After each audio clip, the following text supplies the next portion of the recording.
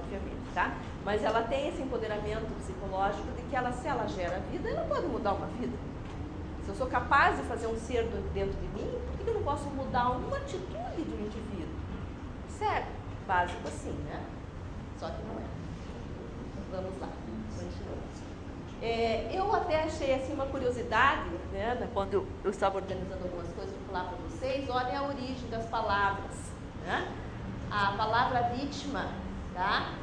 Tem a origem latina que vem de vincere, vencer, ser vencedor, sendo a vítima aquele vencido, o derrotado, o abatido. E a palavra mulher vem de mulher, que significa, no latim, pessoa tímida, frágil e fraca. Veja que azar tem mulher, né, gente? A palavra já foi mal escolhida, tá? O nome mulher já foi mal escolhido, né? Pela origem, então, essa associação feita entre vítima e mulher está calcada no significado dessas duas palavras, tá?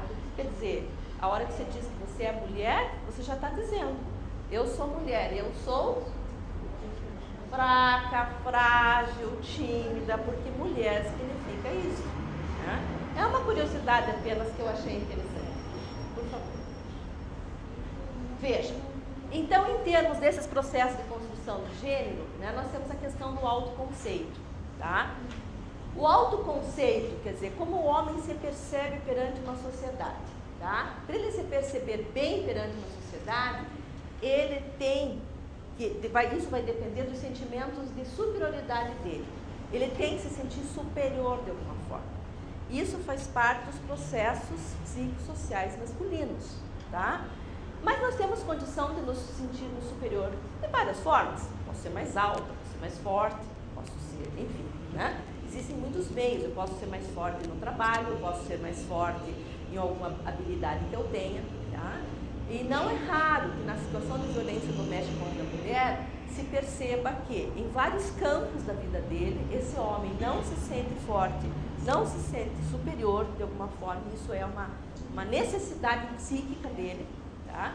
E ele desloca então essa necessidade de superioridade para a relação com a sua companheira, usando de força física e assim por diante, né? Então é um deslocamento. Muitas vezes essa violência doméstica é um deslocamento do sentimento de impotência em outras áreas da vida dele, tá? O autoconceito da mulher, isso também é uma coisa muito interessante. Ele está diretamente relacionado à presença de um homem para confirmar a sua feminidade. Tá? Talvez para as mulheres século XXI e aqui presentes, né, que com certeza não fazem parte dessas mulheres que têm isso ainda tão forte, até porque já estão aqui, estão fazendo um outro tipo de reflexão, mas se você for analisar no nível mais geral, tá? E no nível psíquico, é como se a mulher, se ela não tivesse um homem junto a ela, um companheiro junto a ela, ela não fosse e não se sentisse mulher. Isso também é historicamente construído, socialmente construído. Num outro evento do Ministério Público, que eu falei numa ocasião, 1 ano, 2 anos atrás, até para ilustrar essa questão, inicialmente eu coloquei aquela música do Erasmo Carlos, não coloquei de novo, até porque aqui o tempo era um pouco menor.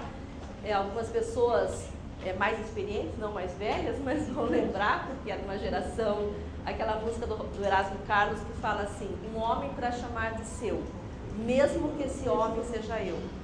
Você precisa de um homem para... A estrofe da música é essa: você precisa de um homem para chamar de seu, mesmo que esse homem seja eu.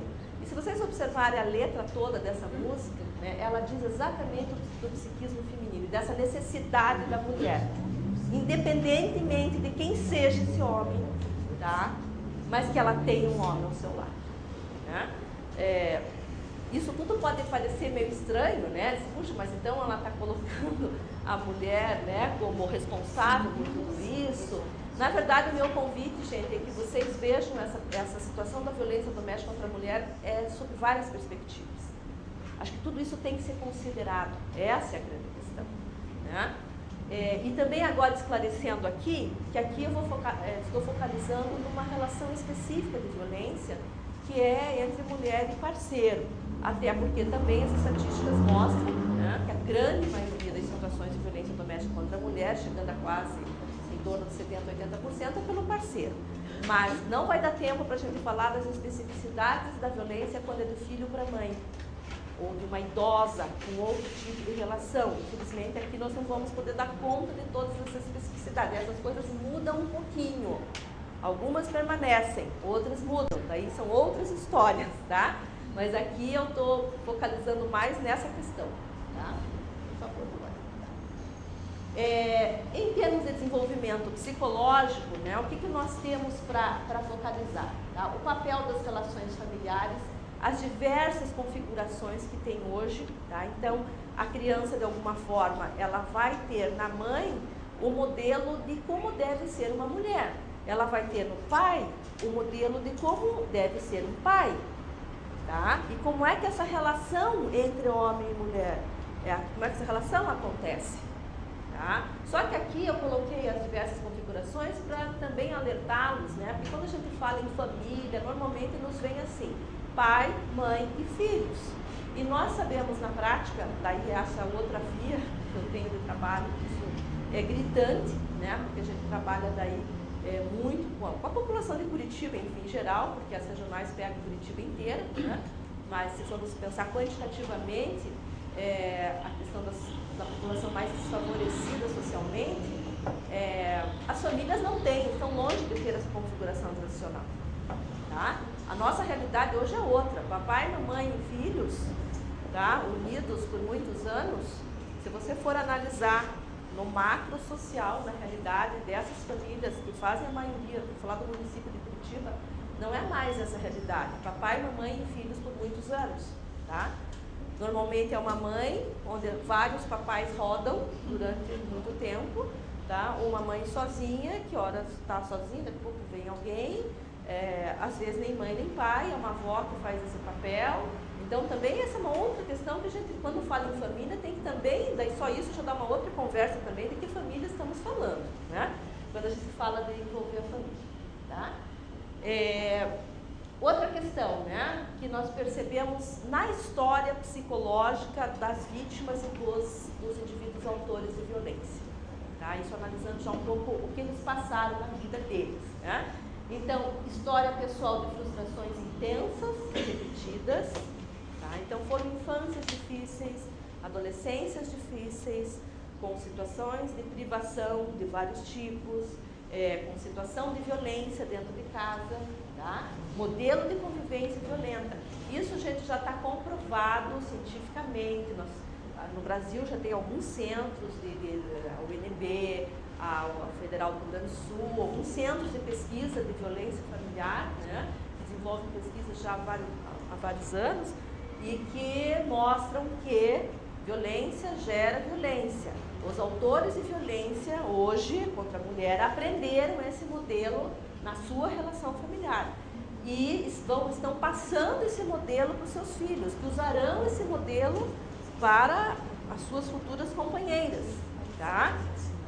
Aliás, esses tempos eu li uma pesquisa feita em Pernambuco de que quase 70% dos namoros eram considerados namoros, não era uma relação estável. As meninas, as jovens, né, já tinham falado que já tinham sofrido algum tipo de violência contra elas por parte do namorado. Né? Então veja que está se instalando mais cedo, nem a relação nem é estável ainda. Né? Então essa é uma questão bem importante. A deficiência na autopercepção sobre o seu funcionamento. Daí, gente, aí é que eu acho que tem uma dica, né, para o judiciário, que isso é uma coisa que tem que ser desenvolvida, senão a eficiência da lei realmente vai ficar em aberto. O indivíduo tem que perceber o seu papel, a sua responsabilidade diante dessa questão. A mulher tem que perceber de que forma ela está contribuindo para isso. O homem tem que também se responsabilizar pelo seu ato, de que forma ele está contribuindo para isso. Tá? E quando for depositado, tanto pela vítima quanto pelo agressor, todas as decisões e andamentos e procedimentos no judiciário, sem se implicarem com a situação, tá? Sem perceberem a sua contribuição nesse sentido, né? Fica bem complicado. Tá? Notamos ainda nessa história, né, uma vitimização com ganhos primários e secundários. Então aqui não vamos esquecer que a vítima tem ganhos, tá? A vítima ganha coisas sim, vocês podem falar, puxa, mas a Maria Cristina, que horror pensar, né, que uma vítima, mas analisando psicologicamente, vocês vão ver sim, a gente constata sim que na relação violenta ela perde uma série de coisas, mas ela ganha outras. E provavelmente sejam essas outras que mantêm na relação violenta. Por isso a importância de identificar que coisas ela está ganhando, estão reforçando a manutenção dela na relação violenta. Tá?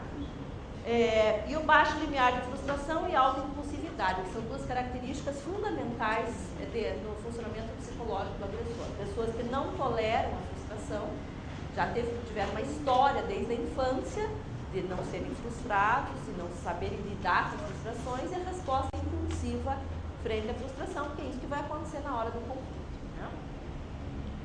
Ainda do ponto de vista psicológico, né, eu estou tentando mostrar para vocês a complexidade do que é um ato violento. Né? Ele não é tão simples, não é só a hora que ele deu um soco na mulher ou coisa do gênero. Né? Tudo isso aqui está por trás. Tá? Nós temos que analisar também do ponto de vista psicológico qual foi o objetivo da violência cometida. Ele queria reprimir a mulher de alguma coisa? Ele queria conter essa mulher, que de repente estava tendo um chilique, enfim, tá? Um piti, como eles dizem, né?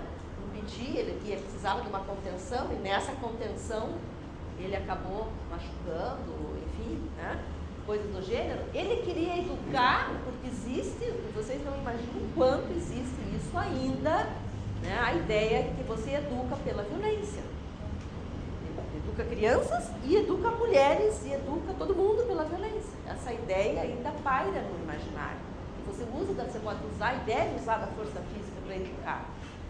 É a punição, a violência teve intenção de punição. Eu pus alguns aspectos aqui, né? E as motivações inconscientes dessa violência? Ele queria se vingar, ele era uma reação dele frente, isso acontece muito, né? A mulher usa das armas psicológicas até um ponto, chega uma hora, ele reage usando de uma forma mais violenta, física, muitas vezes, né? Então, inconscientemente, o que tinha da parte do agressor fundamentando essa violência? Na verdade, então, esse funcionamento psicológico das partes e dessa relação acaba levando o que nós chamamos de violência intergeracional. Só isso também poderia ser tema, né, para uma outra questão, particularmente, até porque eu, né, tenho um estágio nas varas de famílias, varas de infância e juventude, nos juizados, nas delegacias, no centro de prática infracional também. Eu percebo assim que essa questão deveria ser uma questão primária, sabe? Na abordagem, nós temos que cortar esse ciclo, gente, de violência intergeracional. Se nós não cortarmos esse ciclo, nós estamos perdendo o controle sobre a formação de indivíduos violentos e cada vez mais violentos, tá? Eu vejo que em todos esses âmbitos, varas de família, infância e juventude, a violência está presente de alguma forma e ela vem a partir do núcleo familiar e ela se propaga na família e ela se propaga para o meio social, tá? E ela está se propagando cada vez mais porque a natalidade das pessoas violentas está sem controle, é outra questão que me assusta enormemente. As pessoas envolvidas com violências que moram nas ruas, elas estão procriando de uma forma desenfreada, né? E cada vez mais nós já temos crianças que nasceram na rua, se desenvolveram na rua, tem o ciclo vital na rua e na violência, né? Esse ciclo tem que ser trocado, tá? Aqui, quando a gente fala em violência, eu achei importante a gente fazer só uma explicação, porque as pessoas podem confundir um pouco, fala tanto de violência, agressividade e violência, né? Porque, puxa vida, mas então não posso ser agressivo, não posso... E assim, a agressividade, na verdade, gente, ela é inerente ao ser humano, tá? Para a psicologia, a agressividade não é uma coisa ruim, ela é necessária. É a agressividade que nós usamos a agressividade para defender a nossa sobrevivência, para gente, cada vez que algum tipo de dano pode ser causado, a gente se utiliza da agressividade. Só que a gente deve aprender como externalizar essa agressividade. É só vocês lembrarem, quem já teve filhos, etc., uma criança bem pequenininha que está com uma bolachinha muito gostosa na mão e está lá no maternal, educação infantil. E vai um amiguinho seu e pega a bolachinha. Essa criança estava morrendo de fome, comendo a sua bolachinha. Vai o amiguinho dele e pega a bolachinha. Como reage essa criança que perdeu a bolachinha? Empurra, morde. Não é assim que ela vai reagir? Com certeza. Ela vai usar de violência, tá? Para manter a sua sobrevivência. Porque ali a bolachinha era a comida dela no momento. Certo? Então, a natureza humana é assim. É a manifestação agressiva que pode se tornar violenta quando existem riscos à sua integridade física, sobrevivência, etc. Só que a sociedade vai nos moldando, né? A mãe chega para a criança e diz, olha, não é assim, dá um pedacinho para ela, ou vamos pegar outra bolacha para ela. Então a sociedade vai dizendo que existe outra forma de você lidar com esse conflito que não esse. Isso quando tem uma família, uma sociedade que faça isso. Quando não faz, a agressividade imediatamente se torna violência e se propaga, né, durante toda a tua vida. Então essa é uma outra questão que eu queria também colocar. Acho que você pode passar os dois você quer... só um pouquinho, acho que o anterior eu quero esse aqui. Eu quero colocar uma questão com relação a isso, que na violência doméstica contra a mulher é bem importante. Tá? Todos nós somos potencialmente violentos. A maneira de administrar essa agressividade é que nos diferencia uns dos outros.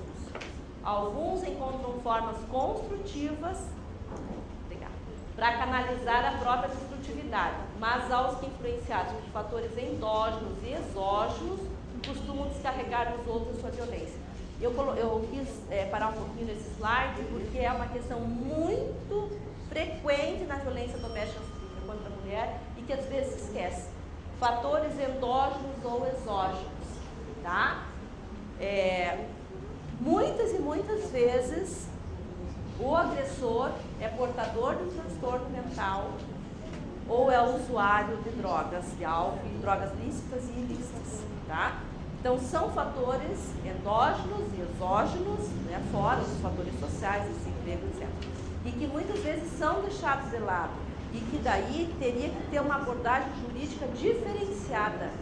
Se o indivíduo tem um transtorno mental, a abordagem jurídica tem que ser diferenciada, mesmo que não seja um transtorno crônico, tá? Mas vai ter que ter uma abordagem diferenciada. Por muito tempo, a manifestação agressiva e violenta contra a mulher foi totalmente aceita e até esperada, né? Então, assim, essa manifestação da violência com relação à mulher, do homem com relação à mulher, foi uma coisa que, na verdade, participou da construção do gênero feminino. É autorizado ao homem agredir a mulher, é até esperado, né? Então eu coloquei, a mulher a gente tem que tratar na força, a mulher gosta de apanhar, né? São frases que você já deve ter ouvido muitas vezes.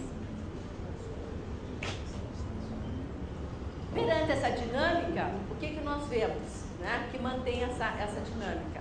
A própria mulher, por ela fazer parte dessa construção social de gênero, e por ela ter participado do desenvolvimento psicológico, onde ela teve uma família onde ela aprendeu esse padrão, muitas vezes ela não vai se perceber como vítima. Então teve dois fatores concorrentes. Ela teve um social que a preparou para estar nesse lugar de vítima, tá? E ela teve uma família onde ela teve modelos, né, nessas relações familiares, onde a mulher tem mais que apanhar, a mulher tem que se submeter e assim por diante, tá? E o homem é a mesma coisa, ele não consegue perceber a sua responsabilidade no ato, tanto que é muito fácil o agressor, né, os senhores aqui presentes devem ouvir isso muitas vezes, a culpa é daquele desgraçado do álcool, né, a pinga que me fez mal, tá? Eu estou desempregado, meu chefe que não sei o quê. Então, assim, o motivo está sempre lá fora, né? Ninguém está dizendo que o álcool não faça mal, ninguém está dizendo que o desemprego não seja terrível, mas quem escolheu bater foi ele, tá? Então, assim, né? Eu acho que a gente tem que tomar cuidado para não culpabilizar demais, mas também não desculpabilizar demais, né? Bom, então, a partir daí, eu quero tecer uma outra perspectiva para vocês, na verdade não é integrando, não é uma outra, é integrando o que nós falamos, né? Entendendo que, tendo tudo isso como pano de fundo, quando a mulher chega à justiça de alguma forma, tá? Ou eu diria a família vem à justiça, é um pedido de ajuda, tá? São todos esses conflitos de ordem pessoal, de ordem subjetiva, de ordem familiar e de ordem social que estão configurados, tá? Estão integrados nessa situação de violência que se está, tá? Então, a grande pergunta que fica, e que eu penso que quem trabalha com violência doméstica contra a mulher tem que se fazer o tempo inteiro, é assim: por que e para que os indivíduos escolhem essa forma de satisfação de desejos ou de afirmação da autoridade? Que finalidade está tendo essa violência na família? O porquê a gente já conversou bastante, toda essa história social, essa história de desenvolvimento. Mas para quê? Que função está tendo? Tá? É a visão da violência como um sintoma de uma psicodinâmica muito maior. É como se fosse a ponta de um iceberg, tá? Uma ponta de um iceberg de questões muito mais complexas, que tem um sentido familiar muito diferenciado. Então, nós temos que ir atrás da causa e da função da violência, tá? Porque, então, essa violência vai nos mostrar, ela vai ser sintoma de que existe uma relação hierárquica, tá? O fato do indivíduo tratar o outro como coisa, existe uma coisificação do outro na relação violenta, tá? Onde alguém ou alguém, né, perdem a autonomia, tá? Porque na relação de submissão, alguém vai perder a sua autonomia, né? Daí a gente fica se perguntando, né? Vocês que trabalham no judiciário, né? Eu lembro da indignação da doutora Luciane lá no início, mas como é que pode renunciar? Agora não pode mais renunciar, né? A partir de fevereiro, né? Tem renúncias que não são possíveis, mas naquela época, lá 2008, 2009, puxa, a lei está aqui, eu estou aqui oferecendo todas as possibilidades, né? E como é que ela, né, não quer e renuncia tanto, enfim. Se a violência, por que ela é tão crônica? Entendeu? Essa é a grande questão, né? Se é tão ruim, por que ela continua? O que acontece nessa relação que continua? Né? Porque tem bases sólidas, muito sólidas. Nós temos que ir nas bases, né? Padrões relacionais entre gênero e dinâmica entre poder e não poder. Conversava um pouquinho aqui antes de iniciar o evento, né? O quanto a questão do poder está implicada na relação, na situação da violência. Tá? Quem tem o poder? De que forma você tem o poder? Tá? O poder, na verdade, vem pela violência, tá? Perante uma pessoa, no caso a mulher, que não sente que tem poder nenhum. Ou o fato dela manter aquela violência, renunciando muitas vezes, tá? Pode ser também uma forma muito sutil dela manter um outro tipo de poder. Tá? Extremamente complexo isso do ponto de vista relacional, tá, gente? Mas que se a gente analisar mais profundamente os casos, a gente chega nisso também, tá? Então, poder e controle são termos essenciais para se abordar a violência contra a mulher, tá? No meu entendimento, se essas questões não forem abordadas em relação violenta, agressão como uma relação de poder, entendendo o poder não como algo absoluto e estático, né? Mas algo, na verdade, que ora está com a mulher, ora está com o homem. Tá? Nesse exemplo que eu dei para vocês da mulher que está lá, né, na Casa de Maria, né? Casa de Maria, Pousada de Maria, Pousada de Maria. Casa de Maria? Está na Casa de Maria, enfim. A hora que ela liga e diz para ele: olha, estão me tratando muito mal aqui. Veja, ela está exercendo poder sobre ele, porque ela deixou o seu marido desesperado, tá?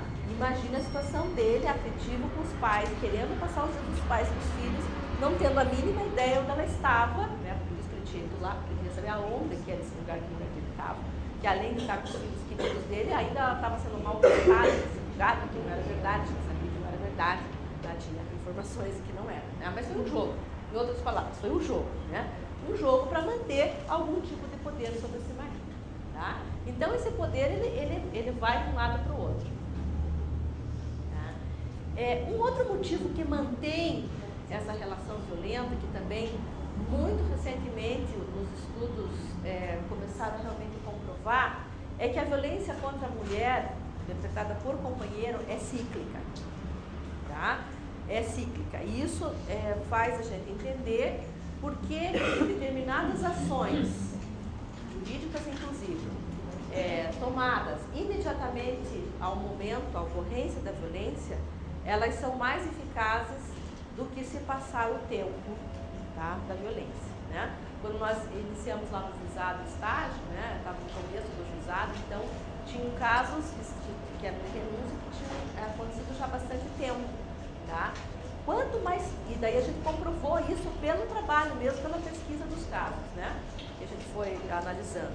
Quanto mais tempo tinha se passado, mais facilmente elas renunciavam. Naquela época poderia, né, não era assim condicionada ainda, então podia renunciar. Isso foi assim comprovado, né, doutora Luciana? Foi usado até para modificar alguns procedimentos do próprio juizado, né? Quanto mais tempo passava, mais facilmente ela renunciava, tá? Por quê? Em função desse ciclo, tá? Dependendo do momento que você pega esse ciclo aqui. Porque o ciclo psicológico da violência é assim: existe um momento de tensão, onde o conflito se instala. O motivo pode ser o problema financeiro da família, pode ser um ciúme do marido, da mulher, enfim, não interessa o motivo. Mas se instala um momento de conflito, tá? Daí surge o ato violento como uma forma de tentar resolver o conflito, certo? Passa-se alguns dias desse momento violento e começa a surgir o arrependimento por parte do agressor. Às vezes, por parte do agressor, o arrependimento é imediato. Momentos depois ele já está arrependido, tá? Caiu a ficha do que fez, não precisa nem ter chegado a polícia, não é pelo medo, é uma coisa genuína, se arrependeu mesmo, tá? Ele se arrepende, e daí ele vai pedir perdão, tá? E essa mulher, de alguma forma, tá, perdoa. Não esqueçam que ela tem a crença de que ela pode modificar as pessoas, que eu falei lá no começo, tá? Não esqueçam que ela precisa de um homem para chamar de seu, tá? Não esqueçam de tudo isso, né? Então, de alguma forma, ela perdoa, ela permite, tá? E vem a fase de lua de mel, onde os dois de novo estão bem, estão felizes. Puxa, ele mudou, eu sabia que ele ia mudar. Puxa, mas que mulher que eu tenho, mulher maravilhosa, eu fiz isso, tudo que fiz, e ela está aqui comigo, veja só, né? E aí eles vivem uma situação de lua de mel, até o outro momento de tensão, tá? E daí começa tudo de novo. Então, eu penso assim, né, que as políticas públicas, né, todo o funcionamento do judiciário, enfim, nesse sentido, tem que atentar que momento desse ciclo pega, tá? Que a ação pega. Porque se você já tiver no momento ali do arrependimento do lua de mel, a ação não vai ser nem um pouco efetiva, né? Porque não vai ter continente pessoal, continente do casal para que a ação jurídica seja efetiva, tá? Condições psíquicas que mantêm o ciclo, tanto do homem como da mulher, né? Então, a mulher tem sua parcela sim. Então, aqui na minha fala, gente, eu estou convidando vocês o tempo inteiro a olhar um pouquinho da mulher e um pouquinho do homem, tá? Essa dicotomia, uma é vítima, outra eu gosto, ela é bem perigosa, né? A mulher tem condições específicas que mantêm isso aí: a esperança, o romantismo, a credibilidade da mudança, o medo, muito medo, tá? Não esqueçam que existe ameaça, eu te mato se você for a polícia, se eu chamar a polícia, isso é real, a gente sabe disso. A ambivalência, porque afinal é o homem dos sonhos dela, tá? É uma promessa, é um homem bom, apesar de beber, disso traficante, 10 filhos, detona a casa, mas é um homem bom, tá? Então ela tem uma relação muito ambivalente com esse autor da agressão. Ela não tem uma relação só de sentimentos ruins, não, gente. Ela tem uma relação ambivalente, ela sente dois sentimentos opostos pela mesma pessoa. E não é fácil administrar uma ambivalência afetiva, do ponto de vista psicológico, ainda mais perante uma decisão tão importante, né?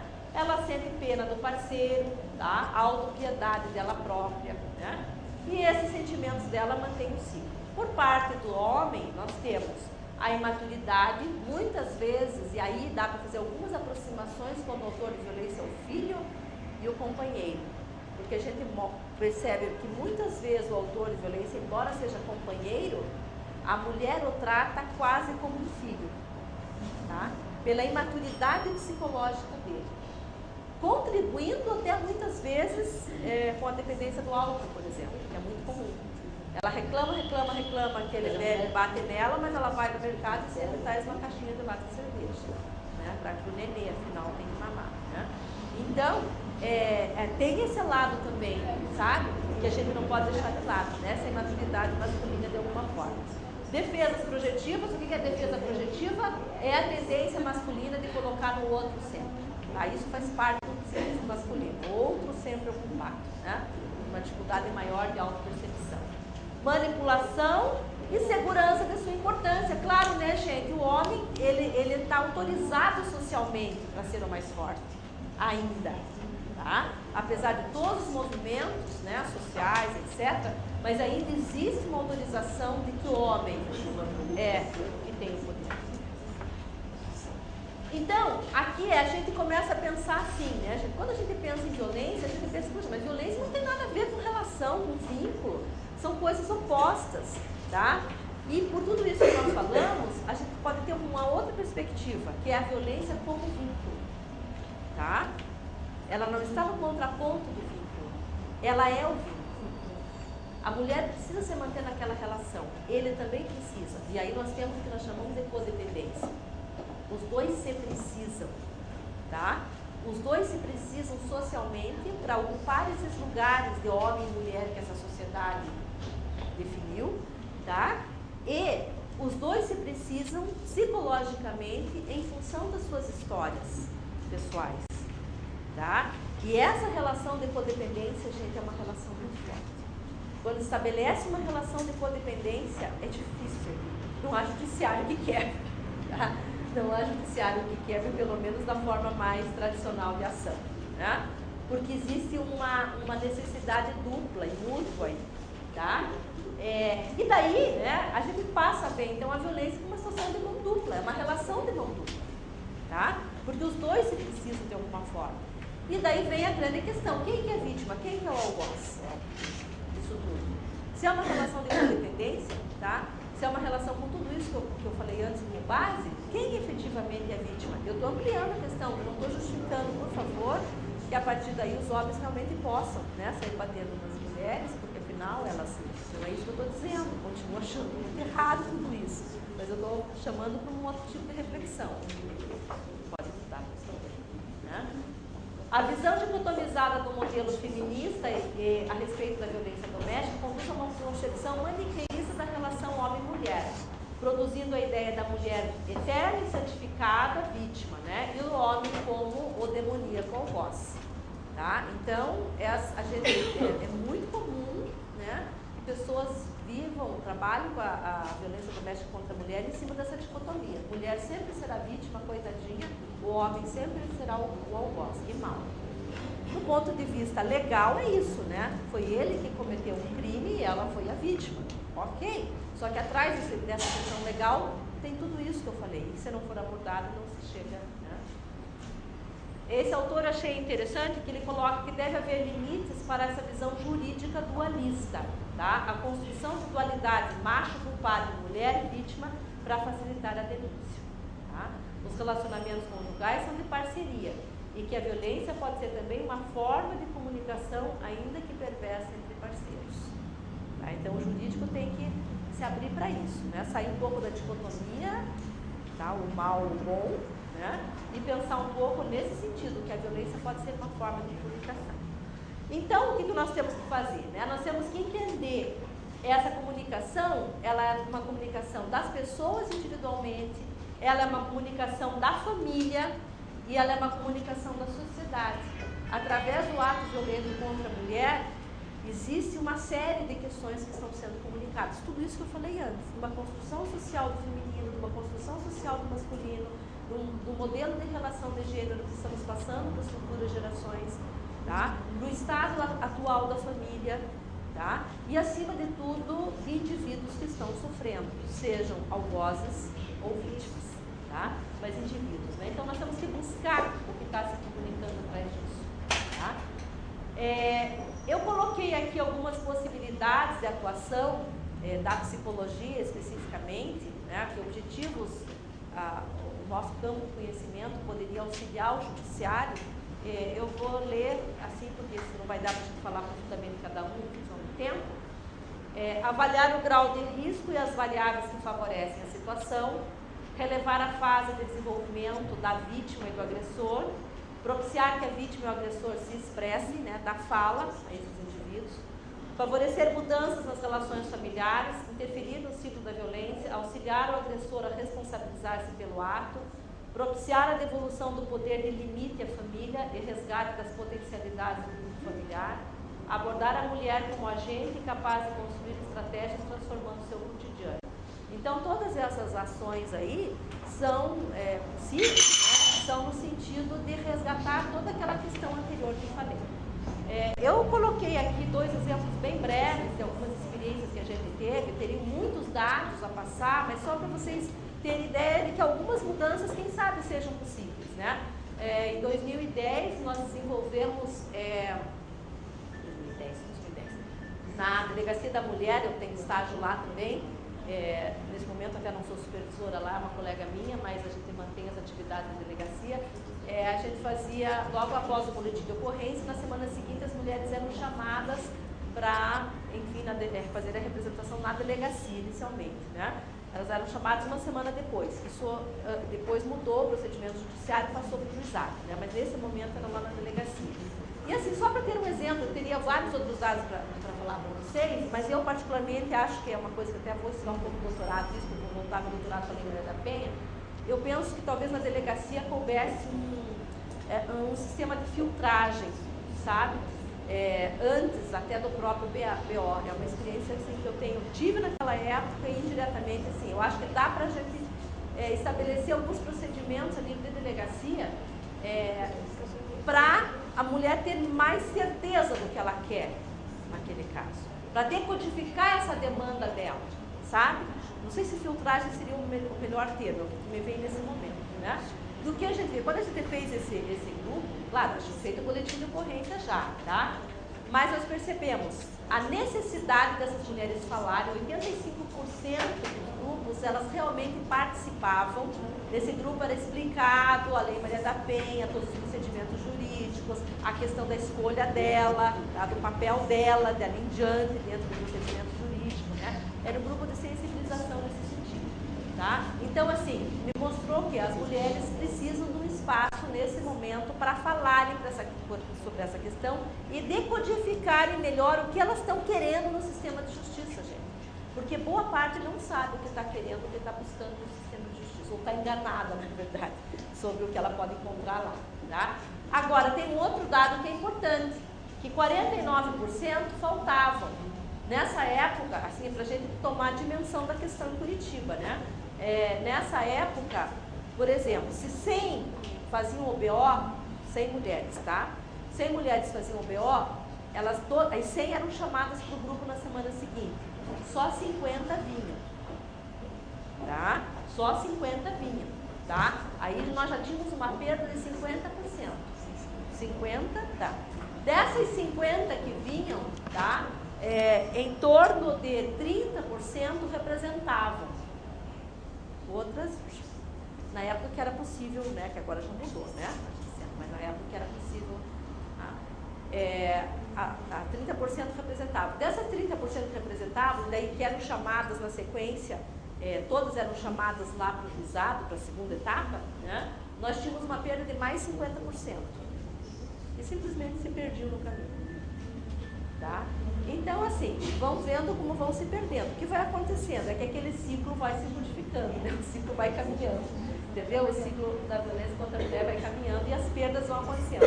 E eu queria fazer um alerta aí, que é o alerta seguinte, né? Daí pela via do meu outro lugar onde eu fico, da consultoria na prefeitura, eu ainda diria que a maioria nem chega na delegacia. Se nós temos, isso eu não tenho dado ainda, tá? Mas assim, se as que chegam na delegacia nós temos essas perdas, a maioria nem chega ainda. Nem entra no sistema de justiça. A maioria das mulheres que sofrem violência. E talvez essas aí que a gente tenha que prestar atenção. Aí só um breve gráfico do parecer técnico, né, que chama atenção.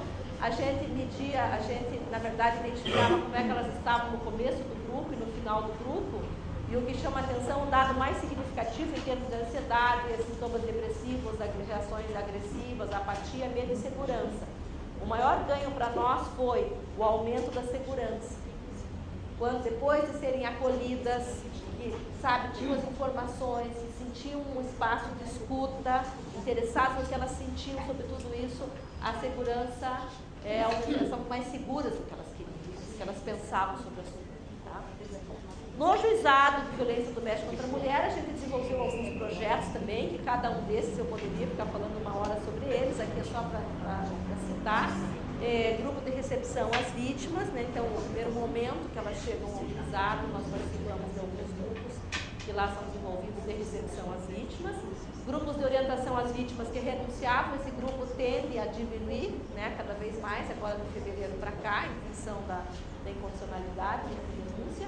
E nós temos desenvolvido desde 2009, doutora Luciane, 2009, o grupo com agressores, com autores de violência, né, que foi um projeto inovador, de alguma forma, com todo o apoio, né, do Juizado de Violência Doméstica contra a Mulher, e particularmente, até porque está previsto em lei, na Lei Maria da Penha prevê orientação, etc., ao agressor, né, e a gente desenvolve um projeto lá onde a doutora Luciane dá liberdade condicional para ele, desde que ele participe uma vez por semana dessas atividades desenvolvidas pela psicologia e pelo serviço social do local, onde está a psicologia de alguma forma de ser.